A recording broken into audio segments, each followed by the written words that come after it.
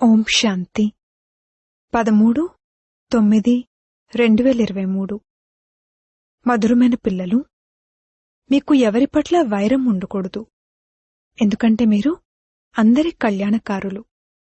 వైరం పెట్టుకునేవారిని half caste బ్రాహ్మణులు, సగం శూద్రులు సగం బ్రాహ్మణులు అనంటారు.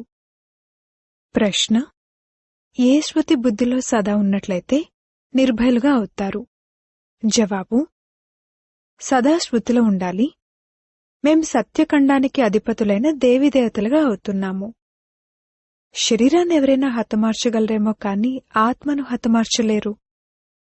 తుపాకీ గుండు శరీరానికే తగులుతుంది. ఆత్మనైన నేనైతే బాబా వద్దకు వెళ్ళిపోతున్నాను. నాకు భయమేముంది? మనం కూర్చున్నాము, పైనుండి కప్పు పడిపోతుంది, మనం బాబా వద్దకు వెళ్ళిపోతాము. ఇందులో భయపడే విషయమేదీ లేదు.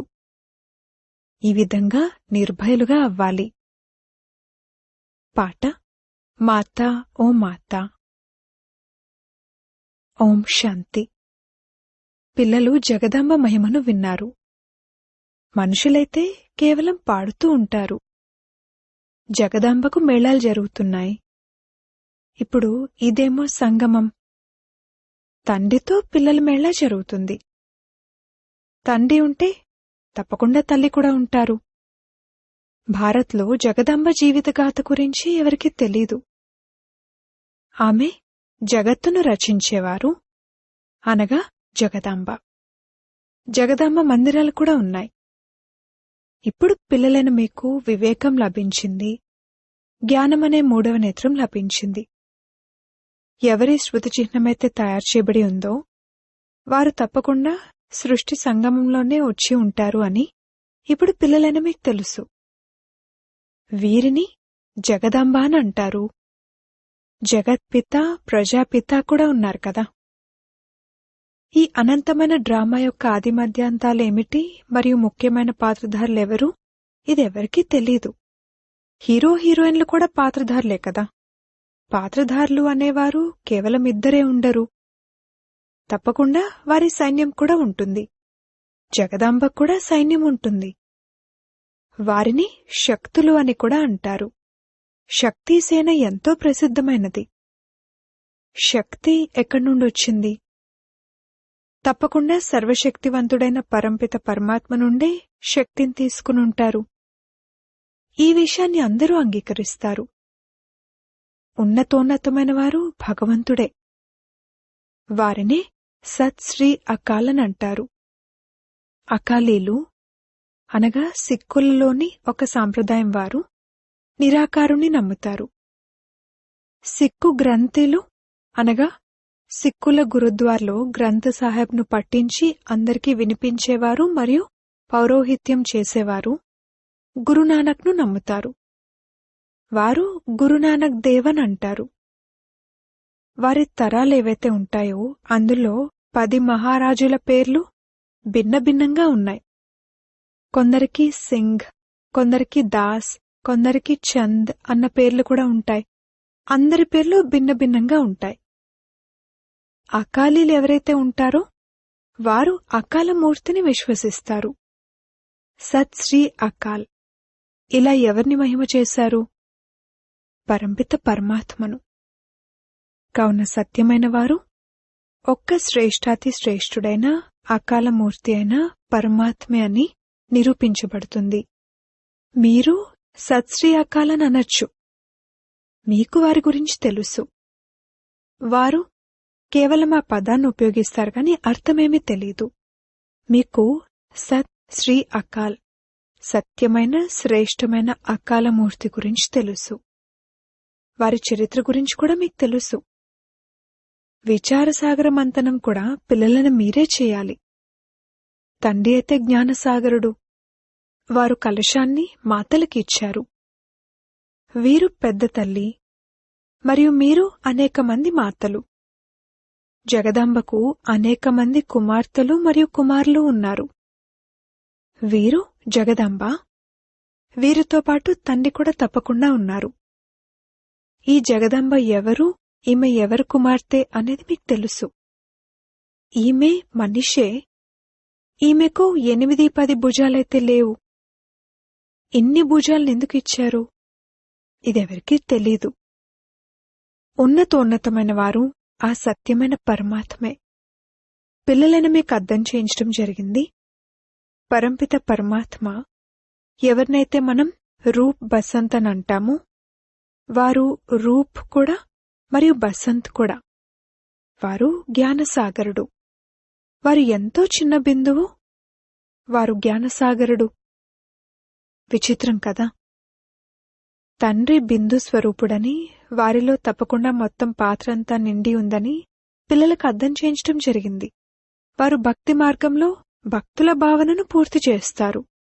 ఇదంతా డ్రామాలో నిశ్చితమై ఉంది. ఏ సమయంలో ఎవరికి ఏ భావన ఉంటుందో అది డ్రామాలో ముందు నుండి నిశ్చితమై ఉంటుంది. మీ ఈ చదువు కూడా డ్రామాలో నిశ్చితమై ఉంది. ఆ పాత్ర మళ్లీ రిపీట్ అవుతుంది. ఇది అర్థం చేసుకోవాల్సిన విషయం కదా. భగవంతుణ్ణి ఉన్నతోన్నతమైన వారు అని అందరూ అంటారని మీరు మంచి రీతిలో అర్థం చేయించొచ్చు. వారు నిరాకారుడు, నిర్భయుడు, నిర్వైరుడు. వారికి ఎవ్వరి పట్ల వైరం లేదు. మీక్కూడా ఎవరి పట్ల వైరం లేదు. మీరు అందరి కళ్యాణకారులు. ఎవరి పట్లనైనా వైరం ఉన్నట్లయితే వారిని హాఫ్ క్యాస్ట్ అంటారు. అనగా సగం శూద్రులు, సగం బ్రాహ్మణులు. ఎప్పుడైతే ఈ వికారాల మాలిన్యం పూర్తిగా తొలగిపోతుందో అప్పుడు సత్యమైన బ్రాహ్మణులనంటారు. ఇప్పుడు సగం సగంగా ఉన్నారు. కలియుగి తమోప్రధాన సంస్కారాలు నిండి ఉన్నాయి. అవి ఇంకా పోవాలి. ఇప్పుడు మిమ్మల్ని దేవతలని అనరు, అలాగే శూద్రులని అనరు. మధ్యలోని బ్రాహ్మణులని అంటారు. అది కూడా సంపూర్ణంగా అవ్వలేదు. జగదాంబను దేవత అన్నరు. జగదాంబ ఎప్పుడైతే సంపూర్ణమవుతారో అప్పుడు దేవతగా అవుతారు. ఇప్పుడు బ్రాహ్మణులుగా ఉన్నారు. బ్రహ్మ పుత్రిక సరస్వతి. కాని ఈ విషయం ఎవరికీ తెలీదు. ముఖ వంశావళి రచనను రచించేందుకు అసలు బ్రహ్మ ఎప్పుడొచ్చారు? వారినే శివశక్తి సేన అని అంటారు. ఆ ఉన్నతోన్నతుడైన తండ్రి పరంపిత అని, వారు పరంధామంలో ఉంటారని మీకు తెలుసు. తర్వాత సూక్ష్మవత్నంలో బ్రహ్మ, విష్ణు, శంకర్లు ఉంటారు. ప్రవృత్తి మార్గమైన కారణంగా వారిని కూడా యుగళలుగా చూపిస్తారు. విష్ణువును పూర్తి యుగళ రూపంగా చూపిస్తారు. ఇవన్నీ బుద్ధిలో ఉండాలి. మనుషులు మేం పాత్రధారులము అని అంటారు. కావున మనుషులకు డ్రామా ఆది మధ్యాంతాల గురించి తెలియాలి కదా. ఉన్నతోన్నతుడైన భగవంతుడెవరు? బ్రహ్మ, విష్ణు, శంకర్లెవరు? 8, 10, 100 భుజాలు కలవారు ఇంకా ఎవరైనా ఉన్నారా? లేరు. ఈ చిత్రాలన్నీ వ్యర్థమైనవి. బ్రహ్మకు 100 భుజాలు చూపిస్తారు. ఇప్పుడు వీరైతే ప్రజాపిత. 100 భుజాల విషయమేమీ లేదు. ఇవన్నీ రాంగ్. వాస్తవానికి రైట్ ఏమిటి? అది కూడా అర్థం చేసుకోవాలి. ఉన్నతోన్నతుడైన భగవంతుడెవరైతే పరంధామంలో ఉంటారో వారు నక్షత్రం. విష్ణువు కూడా 4 భుజాలను చూపించారు. 2 భుజాలు లక్ష్మివి, 2 భుజాలు నారాయణుడివి. ఏ విధంగా రావణుడికి 10 తలలు చూపిస్తారు. అందులో 5 స్త్రీలోని వికారాలు మరియు 5 పురుషునిలోనివి. మొట్టమొదటి ముఖ్యమైన వికారం దేహాభిమానం. ఆ తర్వాత మిగిలిన వికారాలు నంబర్వారుగా వస్తాయి. సూక్ష్మవతనవాసి బ్రహ్మ అవ్యక్తమైనవారు. ప్రజాపిత బ్రహ్మ అయితే ఇక్కడే కావాలి కదా. వీరెప్పుడైతే సంపూర్ణంగా అవుతారో అప్పుడు సూక్ష్మవత్నంలో ఫరిష్తాగా అవుతారు. మీరు కూడా ఫరిష్తాలుగా అవుతారు. అక్కడ మీ శరీరం రక్తమాంసాలతో కూడిందిగా ఉండదు. అక్కడి రూపాన్ని ఫరిష్తా అంటారు. బ్రహ్మ అయితే ప్రజాపిత. వారు ఇక్కడ ఉన్నారు. ఆ తర్వాత విష్ణు 2 రూపాలతో పాలన చేస్తారు. శంకరుడు సూక్ష్మవత్నంలో ఉన్నారు. ఇవి బాగా అర్థం చేసుకోవాల్సిన విషయాలు. ఇంతటి దూరదృష్టి కల బుద్ధి ఎవరికీ లేదు. మీ బుద్ధి పూర్తిగా మూలవతనం, సూక్ష్మవతనం వరకు వెళ్ళింది. సూక్ష్మవతనం ఇప్పుడు రచించబడింది. బ్రహ్మ, విష్ణు, శంకర్ల రచన కూడా జరిగింది. అక్కడ వరకు వెళ్లి రాగలుగుతారు. ఉన్నతోన్నతమైన వారు భగవంతుడు, ఆ తర్వాత బ్రహ్మ, విష్ణు, శంకర్లు, ఆ తర్వాత ఈ మనుష్య సృష్టిలో దేవీదేవతలు. అంతేకాని 8-10 భుజాల కలవారు లేక చండికాదేవి మొదలైన వారైతే ఎవరూ లేరు. ఇన్ని చిత్రాలు ఎక్కడి నుండొచ్చాయి? మీ వద్ద ఆయుధాలేమైనా ఉన్నాయా? ఈ హింసాయుతమైన ఆయుధాలన్నింటినీ కూర్చుని తయారు చేశారు. దేవతలు డబల్ అహింసకులు. సూక్ష్మవతనంలో ఆయుధాలు మొదలైనవేవి ఉండవు. చిత్రాలలో ఎన్ని ఆయుధాలను చూపించారు? దీనిని బొమ్మల పూజ అంటారు. వారి కర్తవ్యం గురించి ఎవరికీ తెలియదు. బాబా వచ్చి బ్రహ్మ ద్వారా కొత్త రచనను రచిస్తారు. కావున వారు పెద్దవారైనట్లు కదా. మీరు వారి సంతానమైన మనమలు మరియు మనమరాళ్ళు. అర్థం చేసుకునేవారు అర్థం చేసుకుంటారు కూడా. కాని ఇప్పుడు అందరి మృత్యువు జరగనున్నది అన్నది అర్థం చేసుకోరు. ఇప్పుడు కూడా ఎంతమంది మరణిస్తూ ఉంటారు? వార్తాపత్రికలు మొదలైన వాటిలో ఏమైనా చూపిస్తారా? చూపిస్తే పేరు అప్రతిష్ఠపాలవుతుంది. ఆకలితో ఎంతోమంది మరణిస్తారు. కష్టం మీద ఒకే ఒక పూటకు 2 రొట్టెలు లభిస్తాయి. సత్యుగంలో లక్ష్మీనారాయణల రాజ్యం నడుస్తుందని పిల్లలైన మీరు తెలుసుకున్నారు. అక్కడ 2 భుజాల కల మనుషులే ఉంటారు. అంతేకాని సత్యుగంలో 8-10 భుజాల కల దేవతలెవరూ ఉండరు. 2వ నంబర్లో సీతారాములు ఉన్నారు. వారు కూడా ఇక్కడ రాజయోగం ద్వారా పదవిని పొందుతున్నారు. ఇది అర్థం చేసుకోవాల్సిన ఎంత సహజమైన విషయము. తండ్రి అంటారు, మీరు ఎన్నో వేదశాస్త్రాలు చదివారు. ఇప్పుడు మీరు నా నుండి వినండి మరియు నిర్ణయించండి. మీకు నేను సత్యాన్ని వినిపిస్తున్నానా లేక వారు సత్యాన్ని వినిపిస్తున్నారా? ఒకవేళ వారు సత్యాన్ని వినిపిస్తున్నట్లయితే మరి మీరు ఆ సత్యనారాయణ కథ ద్వారా సత్యనారాయణునిగా ఎందుకు అవ్వలేదు? ఇప్పుడు మీరు ప్రాక్టికల్గా సత్యమైన బాబా ద్వారా సత్యమైన కథను వింటున్నారు. నారి నుండి లక్ష్మిగా, నరుని నుండి నారాయణునిగా తయారయ్యే కథ ఇది. తప్పకుండా ప్రజలు కూడా తయారవుతారా లేక కేవలం లక్ష్మీనారాయణలే వెళ్లి సింహాసనంపై కూర్చుంటారా? ఇప్పుడు దేవీదేవతల రాజధాని స్థాపన అవుతుంది. తర్వాత సత్యుగంలోకి వచ్చి రాజ్యం చేస్తారు. అక్కడ రాజులకు సైన్యం మొదలైనవేవీ ఉండవు. సైన్యాలు వికారి అపవిత్ర రాజులకు ఉంటాయి. వారు పవిత్రమైన రాజులు. సత్యుగాన్ని హోలీ ల్యాండ్, పవిత్రమైన భూమి అంటారు. దీనిని అన్హోలీ ల్యాండ్, అపవిత్రమైన భూమి అని అంటారు. చాలా పాతగా పతితంగా అయిపోయింది. కొత్తది పాతగా అవ్వాల్సిందే. శరీరాలు కూడా మొదట కొత్తగా ఉంటాయి, తర్వాత పాతగా అవుతాయి. ఇది బుద్ధిలో కూర్చోవాలి కదా. మనుషులై ఉండి కూడా డ్రామా ఆది మధ్యాంతాల గురించి తెలీదు. మీకు తెలుసు, ఉన్నతోన్నతమైన శివబాబా మూలవతనంలో ఉంటారు. దానిని నిరాకారి ప్రపంచం అంటారు. బిందువులైన ఆత్మలు కూడా అక్కడే ఉంటాయి. కాని బిందు రూపాన్ని మాత్రమే చూపించినట్లయితే ఎవరైనా ఎలా అర్థం చేసుకోగలరు? బిందువుకు పూజ ఎలా చేస్తారు? శివబాబా యొక్క బిందు రూపానికి పూజ ఎలా చేయగలరు? తిలకం ఎలా పెట్టగలరు? బాబా అమర్నాథ్కు కూడా వెళ్లారు. శివలింగాన్ని ఎలా తయారు చేస్తారు అంటూ బాబా అన్నీ చూసి వచ్చారు. అక్కడ పార్వతికి శంకరుడు కథ వినిపించారు అని అంటారు. ఇప్పుడు పార్వతి ఏ దుర్గతిని పొందారని ఆమెకు కూర్చుని కథను వినిపించారు? వాస్తవానికి మీరందరూ పార్వతులు. మీరు జనన మరణాల్లోకి వస్తారు మరియు సద్గతిని పొందేందుకు కథ వింటున్నారు.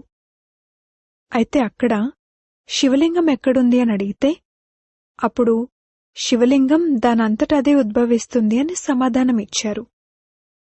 అరే, ఇదెలా జరుగుతుంది? అక్కడ పావురాలను కూడా చూపిస్తారు. పావురాలు ఎప్పుడూ మాట్లాడడం నేర్చుకోవు. చిలుకలకు మాట్లాడడం నేర్పిస్తారు, అప్పుడవి మాట్లాడతాయి. దానికి కంఠస్థమైపోతుంది. మీరు జ్ఞానపు కంఠహారాన్ని ధరిస్తారు. బాబా అర్థం చేయించారు. ఉన్నతోన్నతమైన వారు శివబాబా, ఆ తర్వాత బ్రహ్మ, విష్ణు, శంకరులు. ప్రవృత్తి మార్గాన్ని చూపించేందుకు విష్ణువుకు 4 భుజాలను చూపిస్తారు. ఇక్కడ మనుష్య సృష్టిలో ఉన్నతోన్నతమైన వారు లక్ష్మీనారాయణులు మరియు వారి రాజధాని, ఆ తర్వాత సీతారాముల వంశావళి. ఈ పవిత్ర వంశావళి పూర్తవుతుంది. ఆ తర్వాత రావణ రాజ్యం ప్రారంభమవుతుంది. మళ్లీ అందరూ పతితులుగా అవ్వాల్సిందే.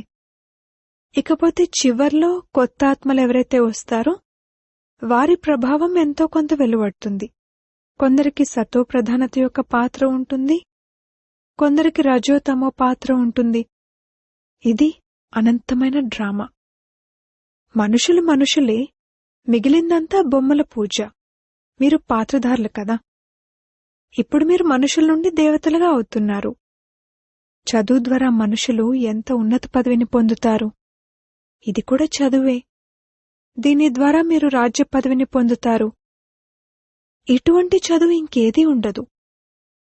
ఆ యువరాజు యువరాణులు తమతో పాటు ప్రారబ్ధాన్ని తెచ్చుకుంటారు.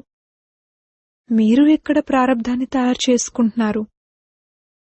భవిష్య సత్యుగం కొరకు ఇది ఎంత ఉన్నతమైన మరియు సహజమైన జ్ఞానం. క్షణంలో జీవన్ముక్తి. మనం అనంతమైన తండ్రి పిల్లలం. ఈశ్వరీయ వడిలో కూర్చున్నాము. ఈశ్వరీయ వడిని ఎవరు వదులుతారు? ఈ డ్రామా ఆది మధ్యాంతాల గురించి అర్థం చేసుకోవాలి. తండ్రి అయితే యథార్థ రీతిలో కూర్చుని అర్థం చేయిస్తారు.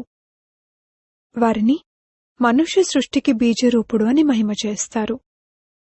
వారిని సత్ చిత్ ఆనంద స్వరూపుడు అని అంటారు. తప్పకుండా వారెప్పుడైతే వస్తారో అప్పుడే వారసత్వాన్ని ఇస్తారు కదా. మీరు సత్యఖండానికి అధిపతులుగా, దేవీదేవతలుగా అవుతారు. ఇందులో భయపడే విషయమేదీ లేదు. ఇక్కడైతే ఎవ్వరూ ఆక్రమించకూడదు అని ఎంత భయం ఉంటుంది. మీరైతే పూర్తిగా నిర్భయులుగా ఉండాలి. ఎవరైనా శరీరాన్ని హతమార్చగలరు కాని ఆత్మను హతమార్చగలరా? మరెందుకు భయపడ్డం? నిర్భయులుగా అయ్యేందుకు చాలా వివేకం కావాలి. తండ్రి కూడా నిర్భయులు, అలాగే పిల్లలు కూడా నిర్భయులే. తుపాకీ గుండు శరీరానికి తగులుతుంది. ఆత్మనైన నేనైతే బాబా వద్దకు వెళ్తున్నాను. నాకేం భయముంది? మనం కూర్చునున్నాము. ఇంటి పైకప్పు పడిపోతుంది. మనం బాబా వద్దకు వెళ్ళిపోతాము. నిర్భయులుగా అవ్వడానికి సమయం పడుతుంది. మీరు జగదాంబ పిల్లలైన శివశక్తి సైన్యం. ఇది కేవలం ఒక్కరి మహిమ మాత్రమే కాదు. మీరు కూడా తోడుగా ఉన్నారు. వీరు కమాండర్, మీకు ఆత్మిక డ్రిల్ నేర్పిస్తారు. మీరు వారి పిల్లలు. మీరు అదృష్ట సితారలు. ఈ సరస్వతి కూడా అదృష్ట సితారే. వీరు బ్రహ్మకు కుమార్తె కదా. ఆ జ్ఞాన సూర్యుని చంద్రుడైతే వీరే కదా, బ్రహ్మ కదా. కాని వీరు పురుషుడైన కారణంగా మాతపై కలశాన్ని పెట్టడం జరుగుతుంది.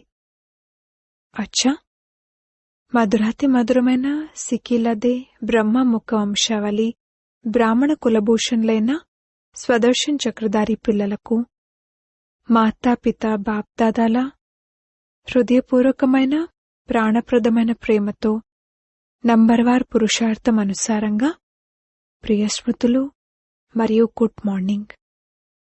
ఆత్మిక పిల్లలకు ఆత్మిక తండ్రి నమస్తే. ధారణ కొరకు ముఖ్య సారము. మొదటి పాయింట్, కలియుగి తమో ప్రధాన సంస్కారాలను తొలగించుకుని సత్యమైన బ్రాహ్మణులుగా అవ్వాలి. ఎవరి పట్ల వైరం పెట్టుకోకూడదు. 2వ పాయింట్, నిర్భయులుగా అయ్యేందుకు ఆత్మాభిమానులుగా ఉండే అభ్యాసం చేయాలి. మనం శివశక్తి సైన్యం, మనం సత్యఖండానికి అధిపతులుగా అవ్వాలి. ఈ నశాలోనే ఉండాలి. వరదానము: కలియుగి వాయుమండలంలో ఉంటూ దాని వైబ్రేషన్ల నుండి సురక్షితంగా ఉండే స్వరాజ్యాధికారి భవ. ఎవరినైతే ఏ కర్మేంద్రియమూ తన వైపుకు ఆకర్షించదో, ఎవరైతే సదా ఒక్క తండ్రి వైపే ఆకర్షితులై ఉంటారో వారినే స్వరాజ్యాధికారి అని అంటారు. ఏ వ్యక్తి లేక వస్తువు వైపుకు ఆకర్షణ వెళ్ళకూడదు. ఇటువంటి రాజ్యాధికారులే తపస్వీలు. అటువంటి హంసలే కొంగలి యొక్క కలియుగి వాయుమండలంలో ఉంటూ కూడా సదా సురక్షితంగా ఉంటారు. వారిని ప్రాపంచిక వైబ్రేషన్లు కొద్దిగా కూడా ఆకర్షించవు. అన్ని ఫిర్యాదులు సమాప్తమైపోతాయి. స్లోగన్: చెడును మంచిలోకి మార్చివేయడమే ఉన్నతమైన బ్రాహ్మణుల శ్రేష్ఠ శక్తి. ఓం శాంతి.